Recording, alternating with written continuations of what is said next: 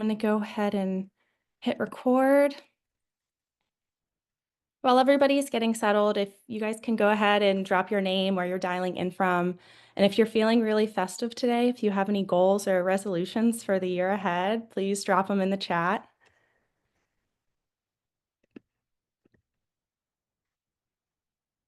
And if you're joining us for the first time today, welcome to Remake. Remake is a nonprofit advocacy organization that fights for human rights and climate justice in the clothing industry. I know this year has been challenging for a lot of people, so we're really grateful for you to take some time out of your day on this Monday and spend it in community with us.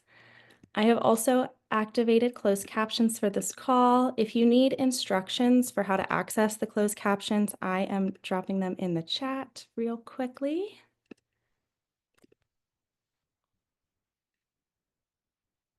Welcome, everybody.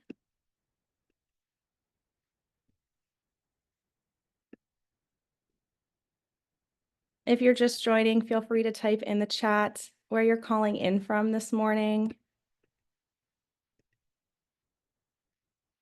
Chelsea joined from Saskatchewan, Canada, San Francisco. Happy New Year, Emily McKay. Spending time in Canada, then heading back to New York. Safe travels. Isabel from New York. San Francisco, another San Francisco. UK. Amazing. We're so excited to be here with you all today. We have some other people in the waiting room. Daisy's in Cincinnati with me, heading back to LA soon.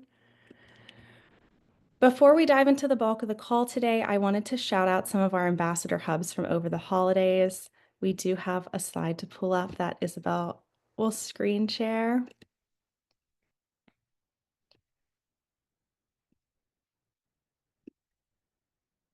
Thank you, Isabel. We had some amazing events from our hubs over the holidays. First off, with Florida, all the way to the left, they hosted a holiday glam swap in partnership with Remake, Redress, and Recircle Society. That is the first of many. DC followed the swapping energy and had a swapping for the holidays event in partnership with Climate Classes and the Fashion Connection, Goodwill, and the Disco Loft. NYC partnered with Synergy Social and Climate Cafe to host a makers and movie soiree featuring a screening of Buy Now. And they also had an afternoon of crafting ahead of the holiday season to make gifts for loved ones with reclaimed materials as part of the Make Amazon Pay campaign. Seattle, last but not least, joined forces with Washington Perg and Anchorhead Coffee to host a Buy Now screening as well. They also had a discussion and shared some insights and some ways that people could take action, one of which included a zero waste gift station, and folks brought their last minute gifts that needed wrapping. And I know there were a lot more events happening over the holidays. So if you hosted an event or if there was one that you attended that really inspired you, we want to hear about them. So please, please drop them in the chat and share. If you're interested in hosting your own screening, we have a host or how to host guide that I'll drop in the chat that you can check out. And if you already have an event planned in your community or virtually, we have an ambassador event form that helps our Remake team support your events, and we'll be able to add them in the chat. We have an email that goes out every month and to put them on Remake's main website. Thank you so much for sharing, Isabel. Before I hand it over to Isabel to talk about the rest of the call, I know this month has been challenging for a lot of people, one of which are partners at the Orr Foundation who woke up with difficult news last week, January 2nd, of the Cantonmento market, the largest secondhand market in the world, catching fire overnight. There were about 30,000 traders who have lost everything from their livelihoods, their income, their homes. And meanwhile, the source of production that is dumped on them continues to come from brands whose profits continue to grow. Massive quantities of clothes, 7 million each week are still being dumped in Ghana. And after our team speaking with the OR Foundation last week, the best way for our community to help right now is to provide immediate support for those who have lost everything in the fire. So a donor box link is being dropped in the chat as well. If you would like to support this mission, or if you want to share the link and know anybody who would be interested in donating. And with fires from Ghana to LA, we know that these times can be really, really heavy to process. So, to those of you who are in California, even if you're just watching the recording, or if you have friends or family in the LA wildfires, know that your Remake community is a huge place of support for you. We welcome you to use this space, whether it's in the chat or in the Ambassador Slack today after the call, to share your thoughts, your feelings. If you have any resources, please share them there for others to utilize. And if you're feeling overwhelmed by climate anxiety, you're not alone at all. I know I'm feeling it. Everybody that I've been talking to has been feeling it. So just know that what we're doing here together in building community is really important for building a future rooted in solidarity and respect for our planet. So Isabel is dropping some resources in the Slack or in the chat. A few of these have been circulating in the Slack and in our WhatsApp groups. Please feel free to utilize these for yourself. If you know people who are in LA right now and need additional resources, please share these. And if you have any that you would like to share with our community, please drop them in the chat as well. Share them in your WhatsApp groups and share them in our Slack channel. Now to hand it over on to Isabel. We are so excited to have her today. She is a Remake ambassador, an award-winning visionary, a transformation leader, and the founder of Repurpose Your Life, a company dedicated to empowering women to let go of their pain and find their purpose. The end of 2024 and the start of 2025 has been very, very hectic, and it could be challenging to find footing and inspiration to go forward in the year. So today, Isabel is going to help us make space for clarity and to bring us back to what matters in this movement work the most, which is our community. I'm going to drop her website in the chat if you want to learn more about Repurpose Your Life. I know she's going to share more as well, and we're so excited to have her with us today. Go ahead, Isabel. Hello, everyone. First, I want to say thank you so much to all of you and to the Remake community for this opportunity to share with all of you. And as we step into 2025, and I will second that sentiment, it's already been pretty challenging and it can be disheartening to think about how to move forward. But I first want to acknowledge something very important. All the incredible work that all of you have been doing, continue to do, not just what you do, but who you are as a person, and all that you've done here in the Remake community as well. And to say that all of us here, I think we can all agree, we're in this for the long game, but with every small step, you've helped to continue to build a foundation for change. And this work does create a massive ripple effect. And sometimes as activists, environmental and all the thing, and social justice, climate justice, and everything that we're doing here, and even with the work that you do in your community and together in Remake, we do take an emotional and mental load and toll as activists, and it can be exhausting, and especially with everything happening. But sometimes to fully appreciate our progress, we do need to create space for clarity, gratitude, and opportunities that are meant for us, because sometimes we feel the weight of the world on our shoulders, but we forget to see how much you've done and how much you've changed and who you are as a person. And decluttering is not just about tidying up. It's actually about making room for growth and alignment. So I wanted to ask everyone to see how everyone's feeling. Just one word that describes how you're feeling right now. If you want to share in the chat. See how everyone's feeling. Get a few people to share. Or even if you want to unmute yourself and say how you're feeling. Overwhelmed. Thanks for sharing. Overwhelmed. And thanks for being honest and sharing. I have a few more shares. Anxious. Okay. So with everyone sharing this, thanks for sharing this. So what I want to do is I want to open up the space with something that all of you can always use. It's a breathing exercise, and we're going to do it right now. So it's a tool that you can take, especially during times like this, because it's sometimes, I know for me, I mean, I had to get myself off of the social media doom scrolling, like see what's going on in Ghana, then there's Los Angeles, then there's climate change, like, oh my God. So I literally had to throw my phone, and I do have an app called Opal that kicks me off my phone after 15 minutes. But if anyone is interested, it's a free app. It's Opal, Opal. But with this breathing exercise, if you're driving, please don't do this. You can watch the replay later. But if everyone just get in a comfortable seated position, what we're going to do is I'll explain it first and then we'll do it 5 times. So we're going to inhale through our nose for a 5 count. Then we're going to hold our breath for a 5 count. And then we're going to exhale through our mouth for a 7 count. And what I encourage everyone to do is when you exhale, you're going to feel free to make an audible sound. And then when we're breathing in, expand your lower belly, your chest. And then an audible sound, not edible sound, audible sound. Okay. Okay, so let's begin. We'll do this for 5. So get comfortable, seated position. Feel free to close your eyes. I'll close my eyes too. And we'll do this for 5 times.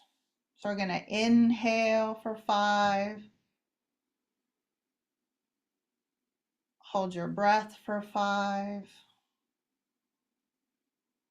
And exhale for 7.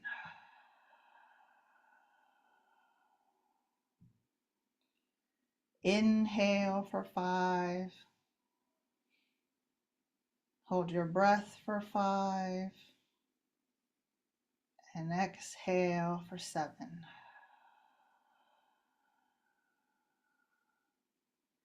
Inhale for 5. Hold your breath for 5. And exhale for 7. Let's do 2 more. Inhale for 5. Hold your breath for 5. And exhale for 7. Last one. Inhale for 5. Hold your breath for 5. And exhale for 7.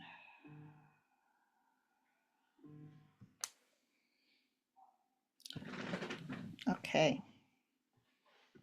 So that is this really simple tool that all you can use whenever there's too much going on. It'll at least in that moment, even if it's just for a minute, help you to become a bit more grounded and present.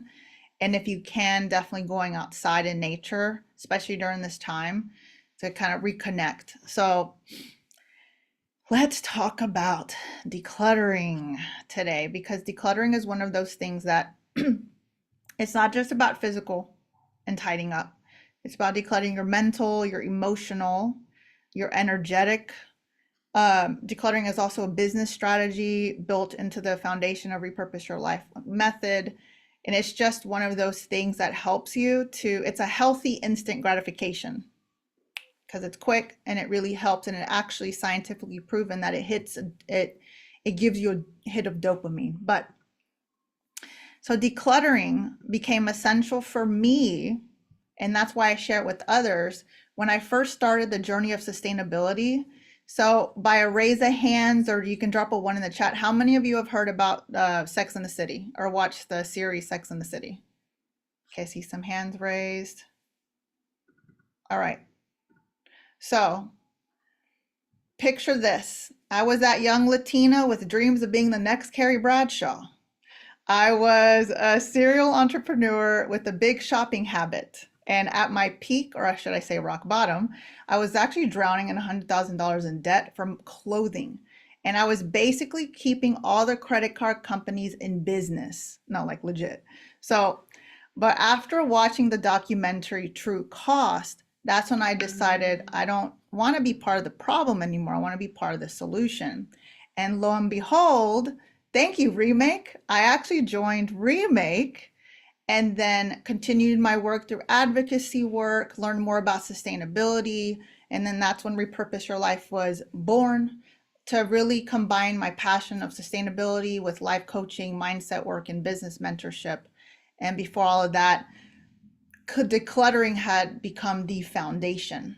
So, and I started to see decluttering as one of not a great friend to always clutter, not as I started to see clutter as not a great friend to always have around. So I have a question. You can drop a one in the chat or raise your hands. How many of you out there has ever had a friend, maybe they're not friends anymore with you, but they're really draining, they're super negative, and it's kind of really tiring to be around them. You love them, but dang, sometimes it's hard. So you can drop a one in the chat or raise your hand. Okay, yeah, I mean, I'm raising my hand too. Some of them are not friends anymore, but okay. Second, have you had a friend? So now, before I go into that, so it's that tiring, you're drained, you're exhausted, you'd rather just not hang out with this person. Now, who has a friend?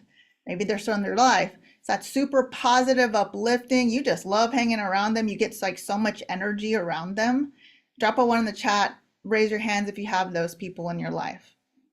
Yes, those are the best types of people to have. So that feeling of being drained, clutter, that's exactly what physical clutter can have on our mind. And it's like every time you pass by a messy closet or that drawer, the junk drawer, it actually subtly starts to drain your energy until one day you just snap and start cleaning at 2 a.m. because you just had to. You know, who else has had that? I know I'm not alone in that. It's like, screw it, 2 a.m. I know I have to work tomorrow, but this has to be cleaned right now. So you're not alone. So, but here's the thing. Decluttering is hard. You're not alone in that. There's no shame. So there's mental clutter that leads to burnout, confusion, drainage. Uh, yeah, and emotional clutter also keeps you stuck in fear or overwhelm, procrastination. And then physical clutter blocks creative flow. And then energetic clutter also can cause procrastination and just like not even wanting to be in your space. It's like I'd rather go somewhere else rather than be in my space. So I have one question. You can share down in the chat. What is one area, whether it's your mind, space, schedule, drawer, closet, that feels most cluttered for you right now? You can share in the chat or you can unmute yourself and share. Let's see. Oh, I just pressed the button there. I mean, I'll just share the closet. Yep, work, life schedule, closet hunt. I know that closet. Thanks and thanks so much for participating. And I like to make these interactive. So we've got closet, work, life schedule, closet, aka dumping ground. Boy, I know that for definitely space, garage living, my office, home and work. My craft room is a disaster area. Jewelry, making desk drawer. My body fluctuates, so I've had a hard time getting rid of clothes since change so often. Thank you so much, everyone, for sharing. I can resonate with every single one of you. So as I know we're in parts, like different parts of the world right now, but living in New York City, I'm sure all of you have experienced or seen, but I'm actually going to share a video. Allison is going to share a video. So as a busy entrepreneur and activist living in a New York City, small closet, I had my loft bed and a sewing station underneath my bed. And we're about to watch a video. So this is how my life used to be before. Feel free. You don't need 10,000 pairs of shoes. You don't need 5 same colored shirts. We have so much clothing. It's like, why not just go into your clothes and remake it or alter it? There it is. This is where the magic happens. This is my station where I sew, my ironing board. and this is my table where I do my sketching, my drawings, my pattern works for my garments. Last but not least, where I sleep upstairs. So I sleep upstairs and I work down here. I've been in the industry for 17 years, and what really made me, hold on, we can, okay, so living in this 2x2 box, I just want everyone to see the why this decluttering method was born. I had to make sure this space was functional because that was one of my first businesses that I had built before I moved to New York, brought my fashion brand here. Then I started an alteration business in my room, also having a full-time job. So I had to make my space and my life and everything functional, or I'd miss deadlines and feel super overwhelmed and drowning. And that's why I created it's called the 1-3-5 method, which is part of the bigger transformational decluttering method. And it's not called transformational just for, excuse my language, for shits and giggles. It's actually because already there's been 40 women that have used this method themselves, and I'll be sharing that with all of you here today. So take notes, and I'm glad we're having the replay so y'all can watch it afterwards. That really helps you to see your space and yourself in a new way. And this method breaks down decluttering into manageable steps that build momentum without overwhelming your nervous system. And this practice starts to help to rewire your brain and give you a new perspective on tasks without triggering overwhelm. And your body senses safety and builds resilience through small wins. So it's super simple. This is a small part of the whole method, but I can't wait to share this with you. So 1-3-5, it's one area. But here's what's very important. When I talk about one area, it needs to be small. Like my desk, that is one area. One shelf in your maybe cabinet, your bathroom cabinet, one junk drawer. Here's why. Because decluttering is super overwhelming, and I'll get into more of the emotional side, but it's super overwhelming already that I give you levels 1-5, and it's much smaller or more doable, because anything over that, your body, your nervous system goes into freeze mode, you procrastinate, hell, you don't even want to do it. And it's too overwhelming, so you avoid it. So anything under that, and that's even my rule of thumb as I declutter, it's a quick win, and I'll share what happens afterwards. But one area, 5 minutes. Why 5 minutes? Because again, it's a step into seeing what you're capable of doing, following through, and it kind of pushes you. But it's only 5 minutes, it's just a little bit. And what ends up happening, depending on your mood, then you're like, well, hell, if I did that, let me see what else I can do. And that's where you kind of want to go into. You want to do little bits, because sometimes I know whenever I first started, I gotta declutter the whole house. It's disgusting right now. But it's like, what is too much?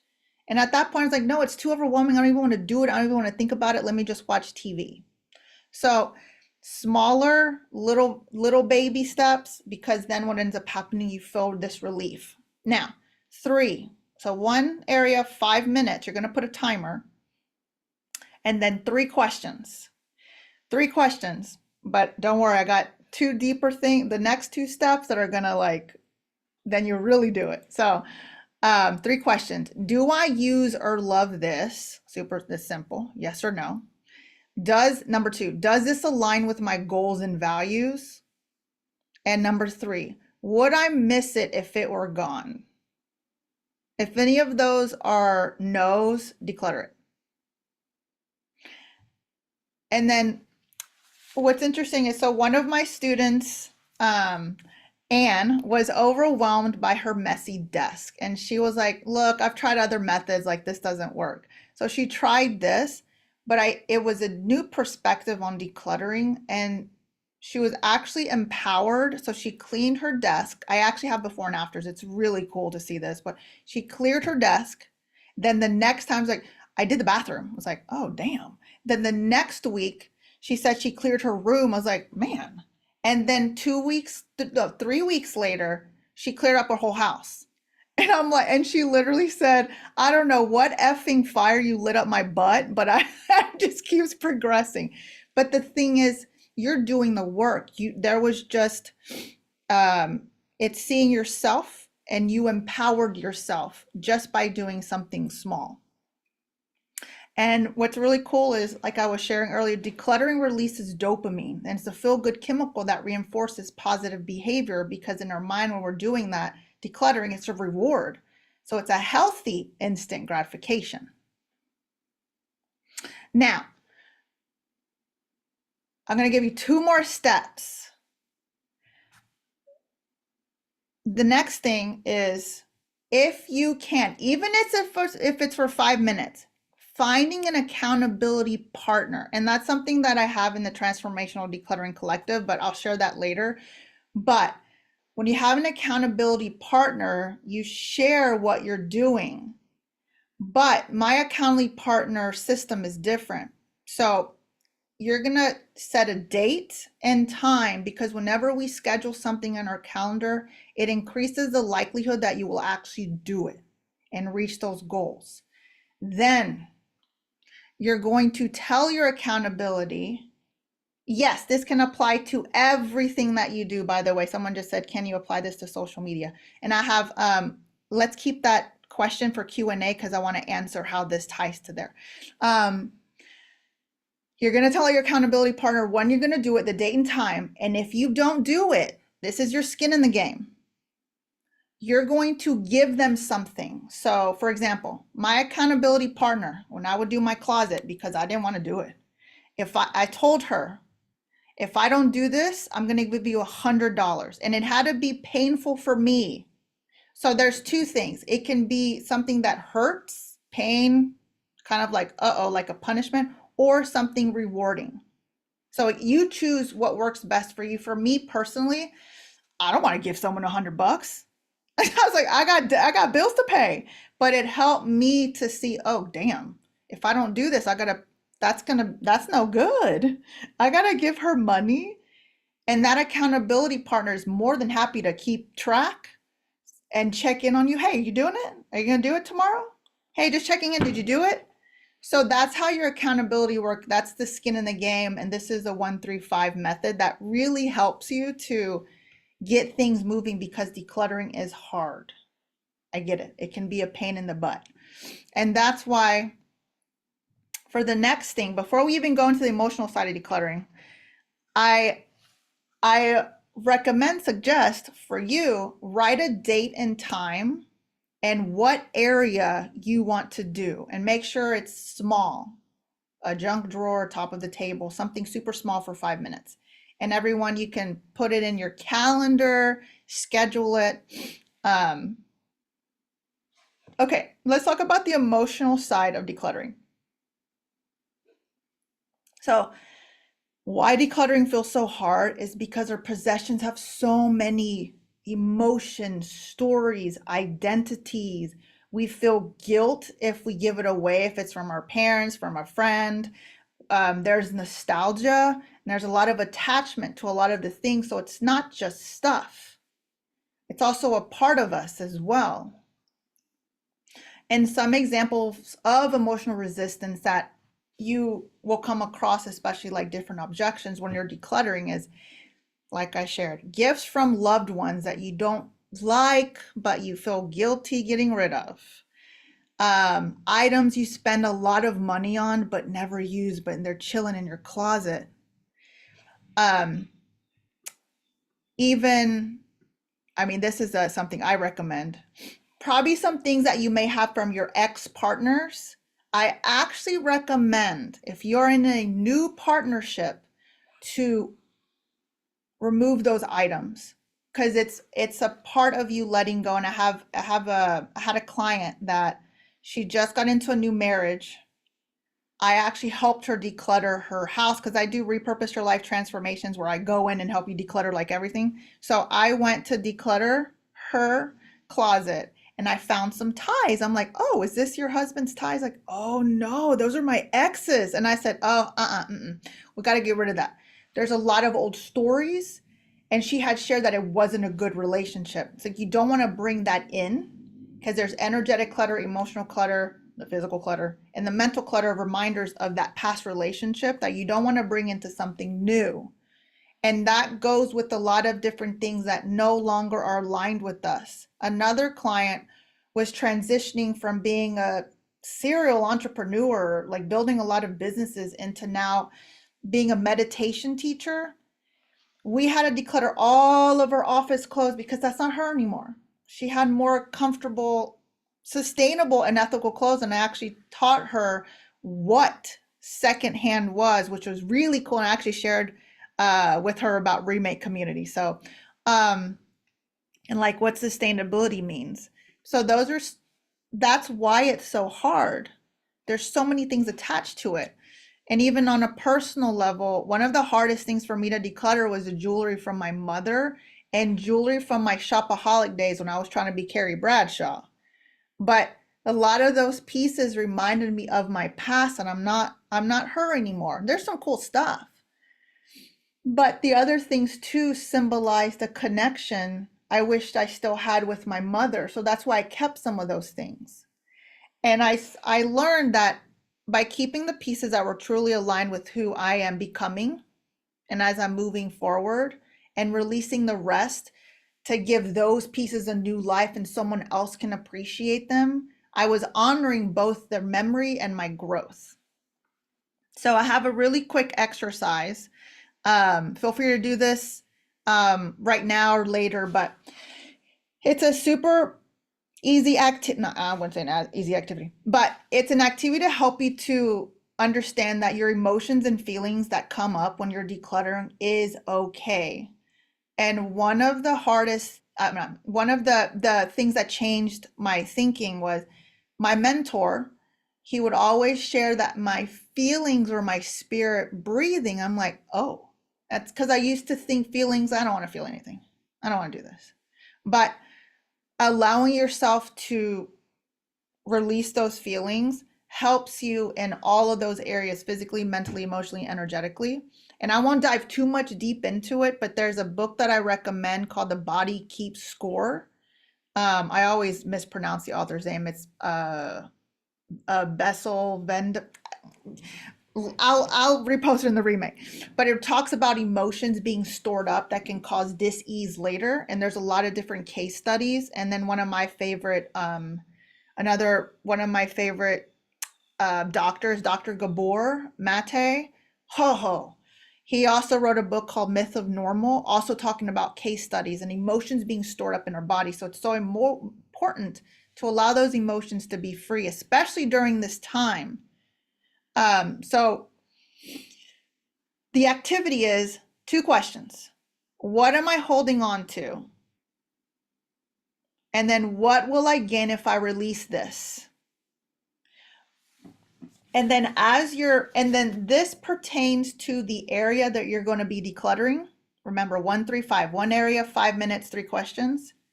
Oh, the Dr. Gabor book title is Myth of Normal. Highly recommend. Yes, thank you. Bessel van der Kolk. Thank you. That's The Body Keeps Score. What emotions come up when you think about letting go? Is it relief? Is it fear or something else? And allowing yourself to feel that, even though it's uncomfortable. I know it's uncomfortable. Even feeling these different emotions with the fires in Ghana, fires in LA, and also grieving what's going on with climate change. It allows you to release those emotions.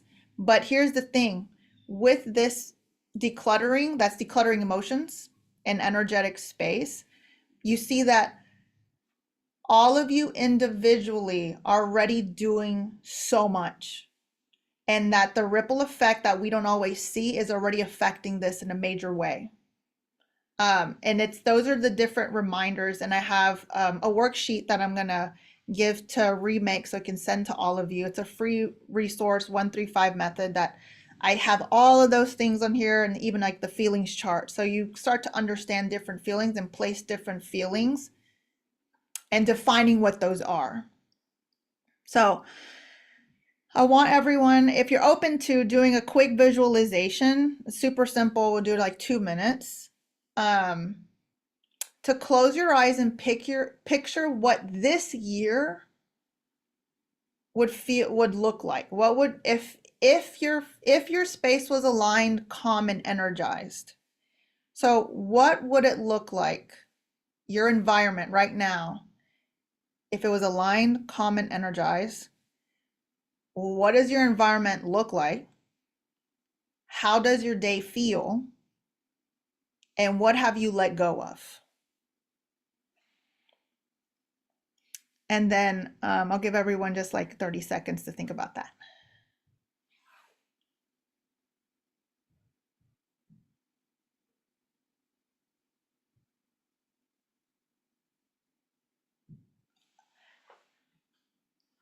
Um, and then the next question you can ask is, what's the one thing I can release today to create more space for what I want in 2025? And I want to share something. I did something here. This visualization that I just shared with you, imagining what it would look like, it is a very strong, I may get a little woo-woo, but there's some science behind it. The manifestation, but whenever we visualize, we feel, we envision all these details because our mind can't tell the difference between what's right now, what's the past, or what's in the future. Whenever we visualize those things, that's why global meditation is so powerful, because collectively, we're all collectively doing the work. So collectively, if we're visualizing a better space environment for ourselves here, you're also sending it kind of like the internet, the interwebs out into the entire universe. All right, so the next thing, so we have so many questions. I gotta hurry it up so we can get to these questions. Okay, so hold on.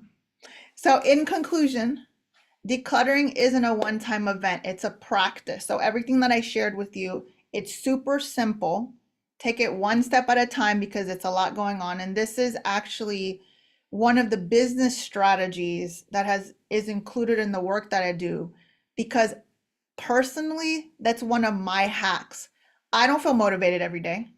I don't feel inspired every day. There's days I don't even want to do anything, especially whenever there's so much going on in the world. But literally, because I had to throw my phone all out and Opal stopped me because I only have 15 minutes after I can't doom scroll anymore. I was like, crap, what can I do? I cleaned my desk and it changed my perspective, because here's what happens. When you declutter, it's not just decluttering your stuff, you're also empowering yourself. You're following through. You're seeing that you're capable. You kept your word. And also, whenever you declare, there's a lot of emotions that come up. So you're also being brave and vulnerable. And it's may seem silly that that simple act can do that, but it does, because we don't actually take the time to actually zoom out and see what's happening, and you get a new perspective on yourself. Because if you can do this in the micro, look at everything else that you've done in the macro. So this is part of the 135, the 135 method that is part of the bigger, the Transformational Decluttering Collective. And if you're interested, I'm going to give everyone a 50% discount. It's 11 versus $22.22 a month. But if you'd like to join, I can drop a link down here. And I'm going to be giving everyone that free worksheet, the 135 method. And with the collective, of what that is, it's literally we meet once a month. We have accountability. I do monthly live coaching. I have by about 3 different videos on decluttering, sustainability, a bunch of different resources for everyone to use. And I'm also going to start bringing in different speakers. And something that I do as well, I do sound baths. And if you're in New York, I do sound baths and cacao ceremonies and all of these things for everyone. But that is decluttering. That is a 135. But this is your chance to release what no longer serves you just by doing this. And your future self, it's already cheering you on. So I just want to say thank you so much. And let's answer some questions. Okay, so If Okay. anybody has a question for Isabel too and wants to come off mute, feel free. One that caught my eye earlier on in the conversation was applying this to social media specifically. Ooh, yes. Okay. So, oh, listen, social media. So there's a few different things I can hit on this, but decluttering your social media, I believe the first and foremost, quit following the people that you want to follow. I mean, there, and then definitely the people that, I mean, I've unfollowed so many dang people. The if it just whenever you look at someone or something, it's like, oh God, here we go again. That means delete it immediately. I've also silenced my notifications. That helps with social media. And so that's like on that front. Something else, I know that social media has now given a new tool because I know that thing is changing all the time, but you can reset your algorithm. There's a button. I don't know how that, I literally just saw that this morning. Um, but with Opal, because social media with the notifications is too much. There's notifications, everything, and that's I also have a resource that's part of the transformational decluttering method, how to declutter your digital life. Oh, listen, that because that we need that. So that's another resource that I offer. But Opal, OPAL, you can delete all of your notifications on there, like silence them. Like I told you, every 15 minutes, I can't do it anymore. That's enough. And I try with social media to do monthly, I would say weekly detoxes because every Saturday I have a block of time where I can just do whatever I want. It's like 4 hours of fun and free time. And this you can do it to wherever you have time for. But I don't use my phone and I'm usually outside in nature. Um, Maybe exercising, but outside. It's a way to distract, to not be so distracted with my phone. Gardening, reading. So it's adding those things into your life because we're so distracted all the time with the phone. Something else was social media. Yeah, what other questions with social media? Or any other questions? Oh, what does Opal do? So Opal is an app that helps you to stop scrolling on your phone all day. So I have a notification. So once it gets to the 15-minute mark, my whole screen goes black and I can't, it's like locked. So I can't use my phone. And you have an option of how long you want to not be able to use your phone. I usually do that for like 2 hours because I know how I am. So it's understanding how you are so to work with yourself and give yourself some boundaries. What other questions? If an account only posts climate or doom without action items, I've unfollowed. Yes, I've unfollowed a lot of those too. It's something that I noticed is there needs to what's the word? People, I don't know what the correct terminology is because there's so much of like the negative. It's like our systems are just it doesn't phase us anymore. And now it's like we have to learn a new way of sharing the news because it's always like doomsday. And what I've noticed is people were, and I noticed this in a personal, whenever I would do presentations, if I'm always talking about doom, people weren't listening to me. But when I started to share more action, just like we do here, they listen. And then really hearing it and empathizing with where they're at, they start. I mean, I remember I went to an interior design conference and I did a presentation on sustainability. I mean, I had people like, I had to go from the beginning, but because I gave them things that they could use in their own business as an interior designer, they were more open to using it.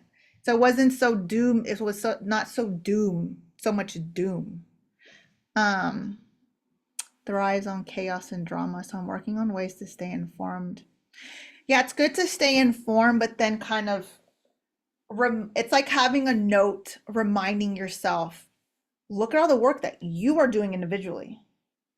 Because I believe moving now forward for the future, it's going to be really about community and the collective. because it's like the world always swings to one pendulum of extremism to the other side of extremism. So since everything's going to be moving to AI technology, there's the other, I would say us, the activists and other people that want a better world, we're moving into the collective community and really like working together because we know we're stronger together. Um, let's see. Any other questions? My goodness, there's some. Oh, hold on. I'm gonna see.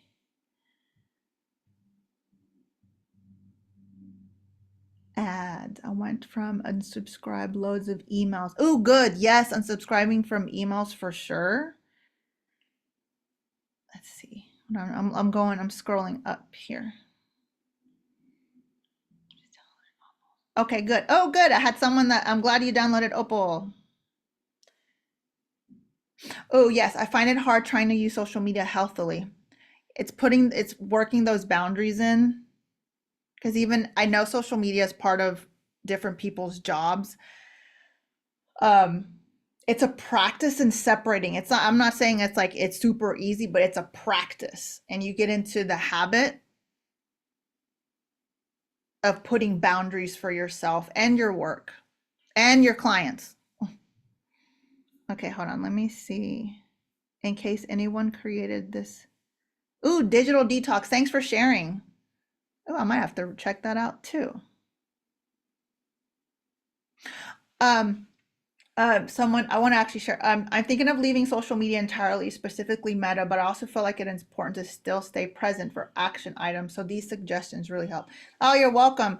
You know, I've had a few clients that I've worked with, and I help women build a business, but with impact, without so much burnout and having a life. Because I've already burnt myself twice and sent myself to the hospital. So I teach other women how to do it in like a holistic way. But I had a client too that did not want to use social media. And I'm thinking that's okay because I built two businesses without social media. It's like going back to how it used to be, networking with people, reading, I was like, I mean, are there still newspapers? I was like, I think so. And then like magazines. So it's almost going back to how it used to be. So there's different ways, but she did say that she wanted to start writing like so like on Substack to reach her clients and focusing on specific communities and just working with LinkedIn. So there's different ways, podcast, but it's slower, but there's different ways um, of communicating and staying up to date. It's just the internet has been the most convenient. I mean, I think about it. I mean, I'm 40 now. I think about how it used to be when I had a beeper all the way to now. It's like, oh my God. So it's finding an in between and a balance. Any other questions? Thanks so much, all of you, for being here and again for all of the work that you're doing. I hope you can take the time to really tell yourself in the mirror, dude, I appreciate you. And I appreciate each and every one of you, not just for what you do, but for who you are. And I don't think we hear that enough. And so that's something else I wanted to share as well. And then let me share, I wanted to share oh my God, I have so many things open. Oh, here it is. Let's see. Any other questions? And then this was what I'm going to share. This is a little bit more about the decluttering method. And if y'all are interested, feel free to text me in the WhatsApp, but everyone gets 50% off. Everyone has their own coupon code, Remake.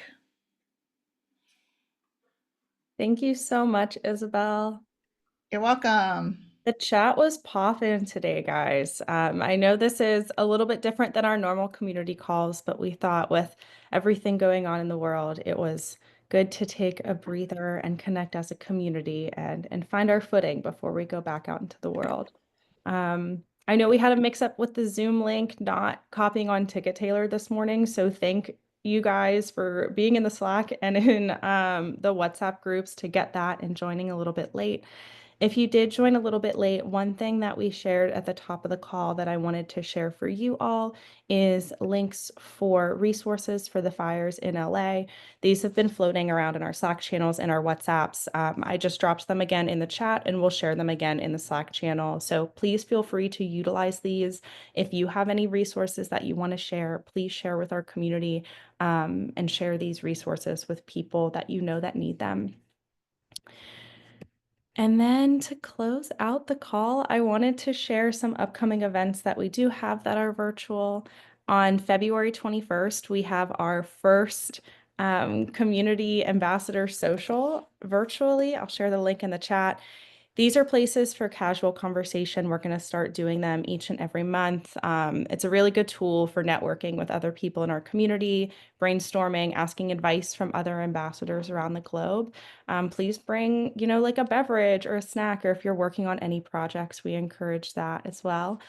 And then we do have the link for our community call ready for February 3rd, the first Monday of the month.